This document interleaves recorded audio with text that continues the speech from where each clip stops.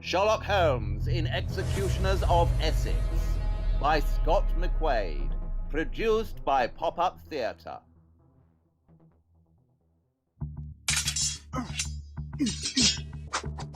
I caught a flash of the blade as it shot by me, followed by the familiar swoosh sound cutting through the air. Sherlock flanked to one side as he lunged forward, thrusting the sword, punching through. Ah, Holmes, I do wish you wouldn't kill my newspaper before I've had a chance to read it. Read the news and you will be misinformed. And if I don't read it? Then you will be uninformed. So, what's the alternative? Read between the lines. Don't follow the rhetoric of others. The date was December the 6th, 1995, and the London streets were filled with an array of endless twinkling lights. The Christmas season was in full swing, and there had been a blanket of snow that year. Holmes, must you swing that sword about in the living room? It's very distracting. That is the point of the exercise, to distract me. Distract you from what? Boredom. Every day is the same. People going about their business, living their mundane existence, with no crime to keep it interesting. Yes, it sounds awful. A society of peace. Your mocking tone will be regretful, Watson. Everything in the world requires a balance. Too much work does not equate to more play. More play does not come from less work. If you want to feel great pleasure, you must learn how to deal with great pain. Otherwise, you will not be able to differentiate one from the other. Crime hasn't gone away, Sherlock. It's still very much here in London. Oh, burglary, grievous bodily harm, adultery, traffic offences. This is all merely a side order to a main meal that is yet to be presented. Well, they say a good meal is worth waiting for. Ah, yes, waiting. The only thing I detest more than people. Yes, I know. I received your Christmas card. Christmas? That's the cause of it. All this mythical Christmas spirit, peace on earth, goodwill to men. And let's not forget the carolling. You're enjoying this, aren't you? Immensely, yes. Mrs. Hudson! You yelled, Sherlock? Don't you usually have a tea trolley on cue? Oh, I haven't got time for that, dear. I've got to get up to Carnaby Street. I need to buy something expensive for Mrs. Turner next door. She hasn't been feeling too... Bored! Oh. You see, it's this kind of meaningless conversation that dilutes the world. Well, that's one less Christmas gift I have to get now. Goodbye. Oh, watch yourself out there, Mrs. Hudson. The pavement is very slippery. It most certainly is. Lestrade, finally! What have you got? Excuse me? Don't just stand there like a bland piece of furniture. What is it? What is what? The case! Oh, I don't have a case. I just stopped by to wish you a Merry Christmas. Oh, God! Yeah, you see, me and the missus are going away for the holidays, so I thought I'd drop this off. Ooh, brandy. Very nice. It's just a small token of thanks for all the help you've given us at Scotland Yard this year. An entire year's thanks in one small bottle. That's very kind of you, Lestrade. Don't mind him. He's just a bit grumpy because no psychopaths have been rampaging in the streets of late. Yes, it's been nice. Crime has certainly declined in London this year. Well, I suppose I'd better get going. It's starting to snow again. Just a minute, Lestrade. You said crime has declined in London. This would indicate that crime is on the rise, or at least steady, elsewhere. Well, of course, crime doesn't take a holiday, as they say. Indeed. So where is it vacationing at the moment? Well, I have been cooperating with the Essex police on a triple homicide. Go on. Well, this morning, a Range Rover was discovered down a small farm track in the village of Rettendon in Essex. Inside the car were the bodies of 3 drug dealers. I mean, it's not my jurisdiction, but if you want, I could probably get you on board as a consultant. Looks like Christmas has come a little earlier this year, Watson.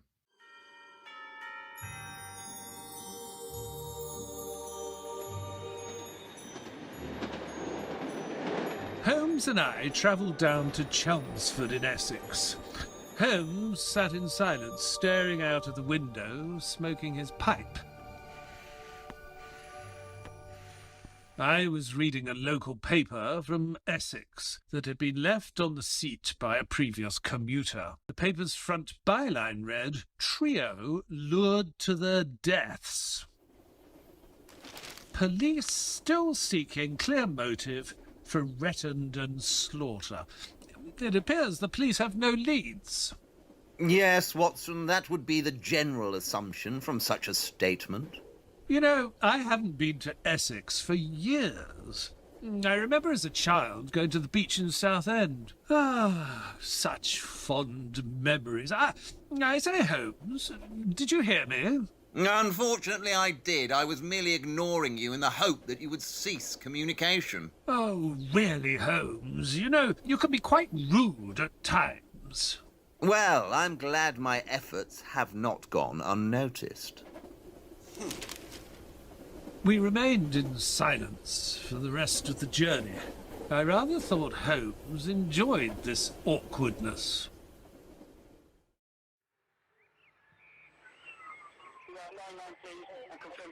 As we arrived at the crime scene, a crowd of local residents from Rettendon had gathered to catch a glimpse of the horror show that occurred the night before. It was a cold, frosty day, with a layer of snow upon the ground. As we approached the crime scene tape, creating a barrier, an eager policeman stepped forward and said, "Hang on, lads. Where you going?" Then, Detective Superintendent Ivan Dibley, head of the murder squad at the Essex Police, abruptly intervened. It's all right. They're with me. You're the consulting detectives with Inspector Lestrade, right? Correct. I'm Dr. Watson, and this is Sherlock Holmes. He speaks very highly of you both. Anyway, I'm Detective Dibley. I guess we better get straight to it. Follow me. They're at the end of the track, near the field. I have to say, as far as murders go, you don't get any more serious than this. Oh, what's that? It's okay, Dr. Watson. It was just a stick. Oh, yes, of course. The Range Rover that had become the Essex boys' tomb loomed ahead of us. Blood dripped from the car, while the three bodies inside displayed a picture of complete carnage. The scene was one of blood splatter, brain matter, and shotgun cartridges. Well, I've been on the force for 32 years, and I've never seen anything like it. Still, I've only got another 4 months, then I'm retiring. I just want the simple life. Life is simple, but people insist on making it complicated. Who discovered the bodies? 2 local farmers this morning. Now, this road is Workhouse Lane, and as you can see beyond the gate, there's a field. We think it's a drop spot for drug smuggling. Have you managed to identify the victims yet? Yes. Tony Tucker, Patrick Tate and Craig Rolfe. Now, they're all very well-known drug dealers in Essex. In fact, our drug intelligence unit had them under surveillance. Did they? Sherlock pulled out his magnifying glass and stuck his head inside the car. He carefully examined the bodies. So we think the prime target was Tate, and he took 3 bullets. Then the shooters moved on to the driver, Rolfe, who was shot twice in the head, before then killing Tucker next to him in the passenger seat. And he took 3 shots to the head. We think the gunmen were waiting in the bushes on either side. The guns that we used were 12-bore shotguns. Like I said to the press, it looks like a gangland murder. Wrong, on all accounts. Excuse me? This was not a murder, but more of an execution. The driver, Mr. Rolfe, was the first target. Why? Because the engine was still running and his foot remains on the pedal, so taking him out would eradicate any attempt of a getaway. In these circumstances, there are but 2 impulsive instincts: fight or flight. Mr. Tate chose the latter, as seen by the obvious position of his body, slumped across the back seat on the passenger side. After Mr. Tate saw his friend's head blown to pieces, he immediately moved away from the killer, trying to escape. The gunman saw this and acted accordingly. He shoots Tate in the stomach. This was to subdue him. He then takes aim for the kill shot. But he misses. The bullet grazes the back of his head. The killer then leans into the vehicle and presses the barrel against the back of Mr. Tate's head, making sure he doesn't miss again.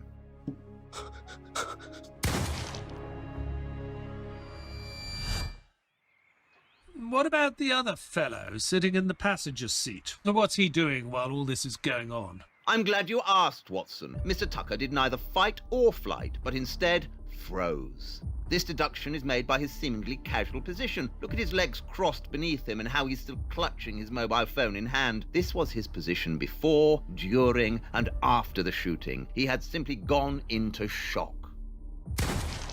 After shooting Mr. Tucker in the back of the head from his current position, he then maneuvered around the vehicle to the near side. It is clearly indicated from these footprints. There, he shoots Mr. Tucker twice more.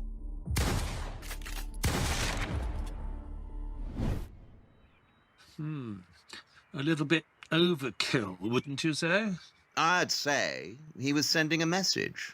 To who? To the underworld. Stay in your lane. This killer is not some local gangster. It's not amateur hour. This is the work of a professional, somebody that is proficient with a semi-automatic pump-action shotgun. That's not possible. Our forensic team said it was a 12-bore shotgun. Yes, well, it's okay to disagree with me. I can't force you to be right. A standard 12-bore shotgun can be reloaded in about 2 seconds, so with 8 shots fired, this gives our victims a collective time of 16 seconds to react as the gunman reloads. Yet the men have hardly moved from their relaxed postures. Whereas a pump-action shotgun has a reloading time of 0.6 seconds. That results in a 4.8-second total reloading time, leaving our victims with much less time to react. Yes, but if there are 2 gunmen... There wasn't. If you want further evidence to attest to this, then check the shotgun cartridges on the floor. The single indentation on the brass head rim is consistent with the extraction method utilised in semi-automatic pump-action shotguns. Another thing you may not have noticed is that there were 8 shots fired, but only 7 cartridges are present, meaning the 8th one is probably still in the gun. Find the cartridge and you'll find your shooter. But again, what if there were 2 gunmen? Oh, Detective Dibley, why do you continue to question my methods when your own assumptions have more holes than a tea bag? Look at the vehicle in question. There are no windows shattered from a shotgun blast. So? So, the gunman shot them all from an open door. So the 3 victims must have known the gunman, and that's why they opened the door to greet him. Not exactly, no, Watson. I surmise that the gunman was travelling with them. He sat beside Mr. Tate, and looking at the position of Mr. Tate, there could have only been one other passenger in the back. So, the mystery man gets out of the back, keeping the door open, which then illuminated his targets using the inside car light. He then picked up his hidden shotgun and proceeded to execute them. Then where did he go? Across the field. There are no footprints leading away from the vehicle back up to the main road, so he only has the field to go by. I'll get my men to search. Please do. And Detective Dibley, could you provide me with a list of acquaintances for these 3 corpses? Yeah. Constable Bird!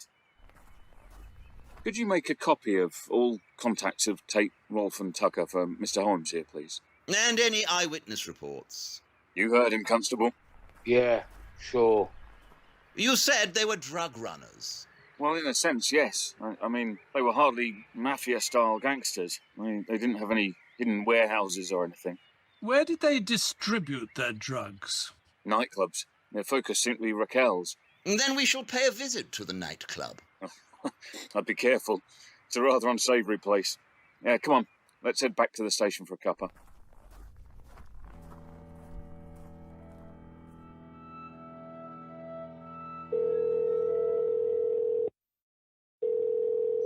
Hello, please. Yeah, what's the problem, sir?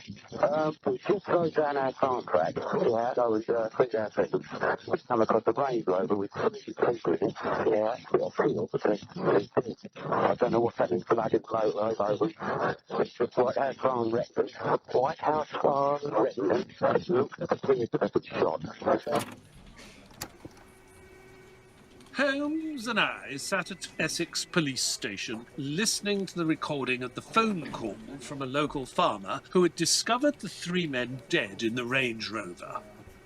White House Farm Recton. Look at the 3 people shot. The cell phone records show the 3 men stopped using their phones around 7 p.m. This would indicate that they were shot sometime around then. That means the bodies of the men had been lying in the car for around 13 hours. So why didn't the car have frosted windows? One would think, laying there all the time in the snow all night, there would be some indication of frost. There was a hole in the window on the passenger side of where Mr. Tate's head lay. Now, frost forms on the inside of a vehicle because of the humidity inside, but once there is a vent, an opening in the car allowing outside elements in, no frost will occur due to the temperature remaining the same both inside and out. Besides, how do we know they were killed at this time? Without the pathologist's report of a time of death, police are merely basing this theory on the inactivity of the 3 victims' phones. Yes. It's quite bizarre why the pathologist didn't conduct an autopsy time of death report. As a rule, the more bizarre a thing, the less mysterious it proves to be. Well, this statement from Mr. Tate's girlfriend, Sarah Saunders, coincides with the phone records that show that she rang him at 6:44 p.m. Hello, babe, where are you? I'm working, ain't I? The call went on for 4 minutes. Look, I'm sorry about what I said earlier. Yeah, listen, I can't talk at the moment. I'm with some people. The call ended at 6:48 p.m. So he, along with Rolf and Tucker, were killed sometime after that. Just then, Constable Bird rudely dumped another pile of witness statements onto the table in front of us. That's the last of it. Thank you, Constable. We don't need any help from you. Why, of course you don't, Constable. Crime has only tripled in Essex over the last 2 years. Yes, you seem to be doing a bang-up job of it here. Before Constable Bird could retaliate, his mobile phone began to ring. And I saw Holmes's eyes immediately lock onto the caller ID. Hello? I told you, I'll bill you later. He's quite an unpleasant fellow. Now, what have we got here? Look at this. It's a witness report that says a driver named Mr. White saw the Range Rover at 5:15 p.m. while travelling on the A127. He notes seeing 4 men in the car, not 3. Looks like your theory of the gunman travelling with them could be right, Holmes. Of course I'm right. There's a report here that says that the police found the bodies at 6:30 a.m. That's an hour and a half before the farmers discovered them at 8 a.m. It doesn't make sense. Why wouldn't they mention this? Because they're constructing a case to fit a story, and a story half told presents only one side.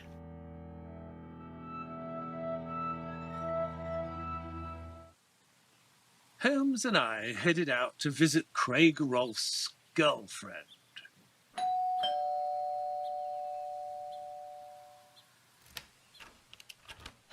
I've already gave my statement. But we're not police, madam. We're consulting detectives.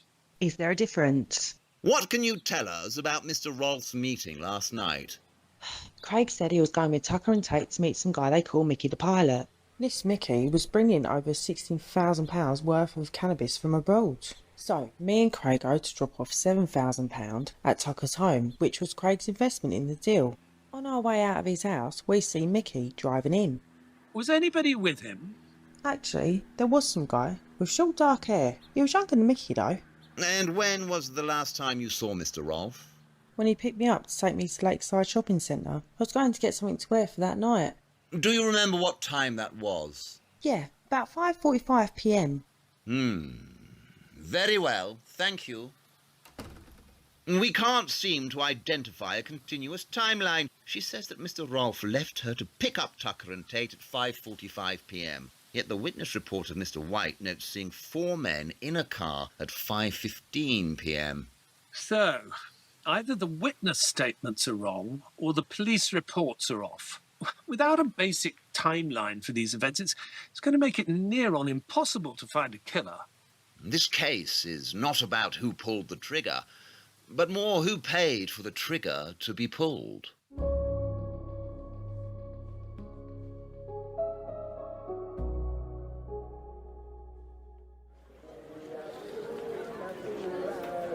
It was the height of the rave scene and Clubland was hit by a wave of drugs. A queue of teenagers stretched around the building of Raquel's nightclub. as a large, intimidating bouncer manned the entrance. The bouncer in question had spent some time in prison, and upon his supposed rehabilitation, he had moved to Basildon, Essex. Holmes confidently approached the bouncer and said, Good evening. Might I have a moment of your time? Piss off. It seems you lack the basic fundamentals of communication. What do you say, mate? Holmes, this is not the time for a lesson in etiquette. I beg to differ, Watson. My good man, I have but a handful of questions. Now, if you could muster enough brain power to string a few vowels and consonants together, then we could refrain from the inevitable conflict that is about to happen. Look, you toff. Get out of here before you get hurt. Have you ever heard the phrase, par for the course? Oh, dear. Right, that's it. The bouncer had made the mistake of engaging in combat with a man who can literally see the future.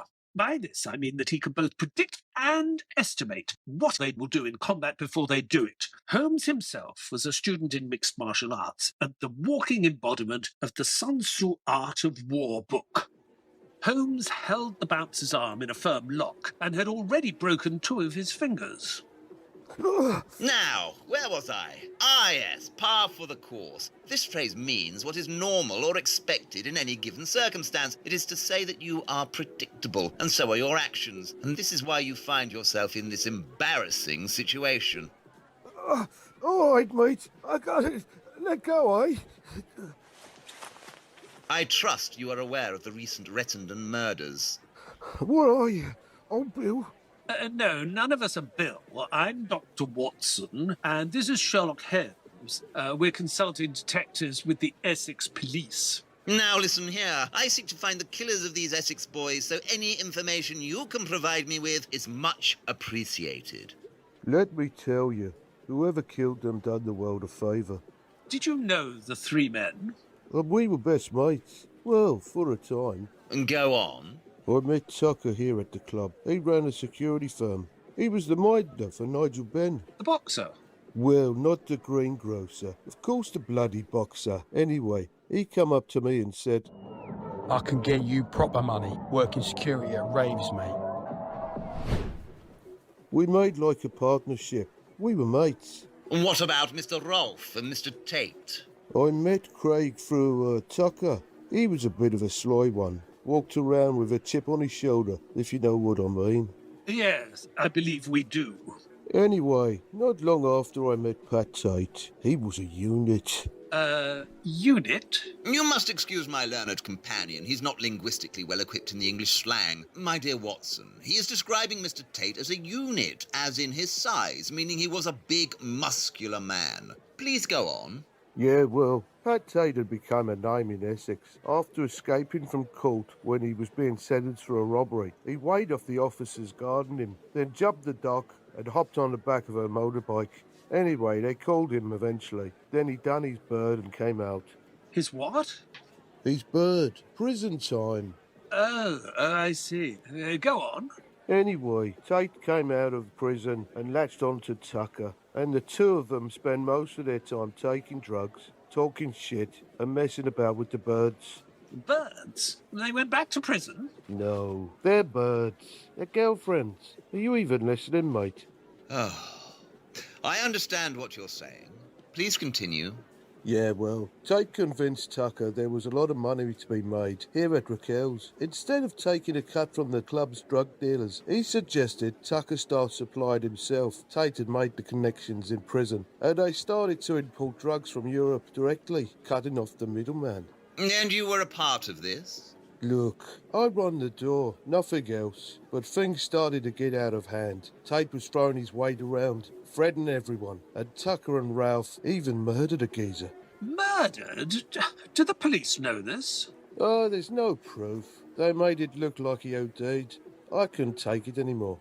I walked out the club the night that Leah Betts died. Leah Betts, the teenage girl who died from an overdose. Yes, I remember reading about the incident last month in the paper. Miss Betts' death was connected to the Essex boys? Yeah, she died after taking ease supplied by Tucker. Ease? Ecstasy, Watson. You were saying? Well, Tucker had got a dodgy batch of E's from Holland, so it could be something to do with that. All I can say is I walked away. And yet, here you are. Well, they're all dead now, and I'm just filling in for a friend on the sick. Anybody you know who might want these Essex boys dead? Yeah, everyone. Thank you for your assistance. Oh, and I suggest you get your fingers seen to. Nothing urgent, just a hairline fracture. I sat on a deck chair upon the beach, watching the rough tide wash in and out. It was a very cold day, but I was determined not to let that spoil my one day out at the beach. After all, I'd been waiting to visit the seaside town of Southend for the past few months. Holmes and I had spent the last 9 weeks travelling back and forth between London and Essex, working on the case, which resulted in very little progress. During that time, the newspapers had been detailing the graphic details of the Rettendon murders from drug smuggler turned informant, one Darren Nichols. He had admitted to being the getaway driver on the night of the shooting, and his testimony would free him from jail time, as he had named the two killers. Will the defendant please take the stand? It was Mickey Steele and Jack Holmes. The two men were shortly arrested and were awaiting trial.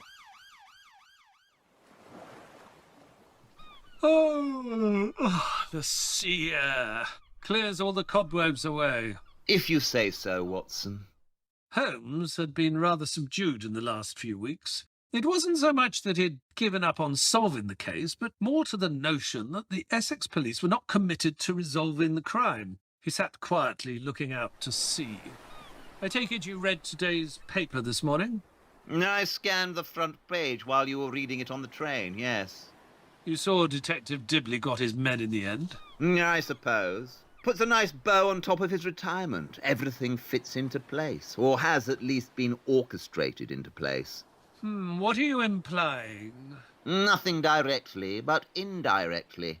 So you remember when Detective Dibley said... Now, they're all very well-known drug dealers in Essex. In fact, our drug intelligence unit had them under surveillance.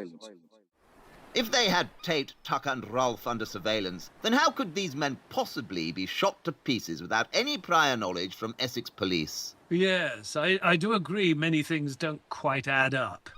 But the fact remains that Steele and Holmes appear to be the shooters. What lies behind appearance is usually another appearance. I take it you don't think they're guilty? They're drug smugglers. Of course they're guilty, but not of murder. How can you be so sure? Because the only evidence the police have is Darren Nichols' word. A word of a known liar, a police informant, a supergrass, saving his own skin from a drug trafficking conviction. You don't think Nichols himself could have been the shooter, do you? Not likely. That young man wouldn't know which end of a shotgun to hold. The problem is, the police are so invested in Nichols' testimony that they are not following other potential leads. And one has to ask, why is that? You're not saying that the police are somehow involved in this murder, are you? I'm saying a lie can hide the truth, but it can't change it. It wasn't until 1998 when the two men, Mickey Steele and Jack Holmes, were sentenced to life imprisonment. Over that period of time, Sherlock had slowly lost interest in the case, mainly due to the lack of cooperation from the Essex police on following up potential leads. Verdict today is concluded following the trial of Michael Steele and Jack Holmes, both sentenced by High Court Justice Alan Braithwaite QC, who sentenced the men to life imprisonment for the triple murders of Patrick Tate, 37, Anthony Tucker, 38, and Craig Rolfe, 26. This lengthy two-year trial that started in 1996 finally concluded today following the testament from then getaway driver Darren Nichols. Nichols now award for the Witness Protection Programme for his own safety. Jack Holmes barrister Jonathan Sedgwick QC plans to appeal the verdict. Sherlock switched the television off and walked across the room to the window in silence. Case closed. Do you remember that rather rude policeman, Constable Bird, we met at Essex Police Station in Basildon? Remotely, yes. Well, what about him? He was arrested for drug trafficking. Well, I can't say I'm completely surprised. He gave off a more criminal vibe than an officer at the law. How do you know this? Lestrade informed me. I thought you'd lost interest in this case. Not in the case, just how it was being investigated. Constable Bird has an informant. Would you like to take a guess as to who that might be? No, not Darren Nichols. The very same. Well, how did you know it's Nichols? Because when his mobile phone rang, the caller ID displayed the name D. Nichols. Now, this meant nothing to me at the time, but since then we have had Nichols step into the picture, painting his version of what happened that night. Well, the jury obviously found it a very convincing story. That's because they were not offered an alternative version. So you think Steele and Holmes had nothing to do with the murders? Maybe in some way they were connected to the execution, but then again, maybe not. Like I said in my original deduction, the killer was a professional, not some mere plastic gangster. He carried out the task clinically, leaving no trace. Well, almost no trace. Sherlock smiled to himself as he lit his pipe.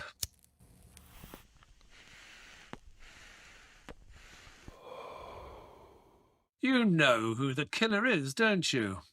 That I do. Well, are you going to tell me? Very well. You'll recall that upon arriving at the crime scene of the Range Rover, you stepped on a stick that broke.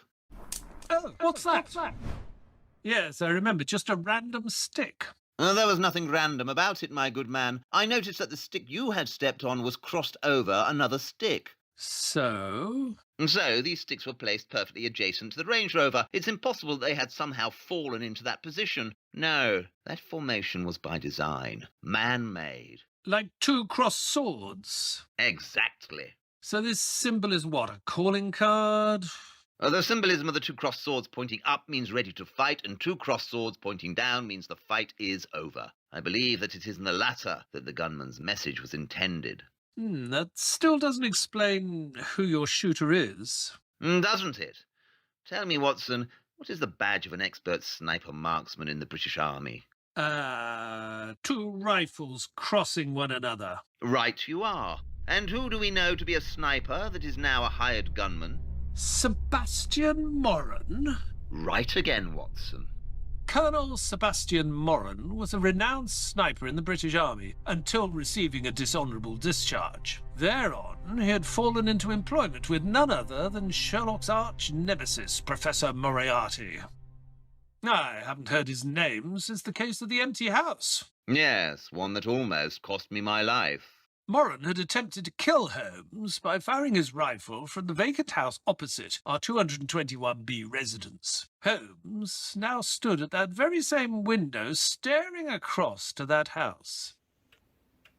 Holmes, I must say, symbolism of cross sticks is hardly firm evidence to name Moran as the killer. You need something more concrete, like a matching footprint from the crime scene, or the missing shotgun shell. Watson, you should think less and see more. And with that, Holmes calmly turned around and exited the room.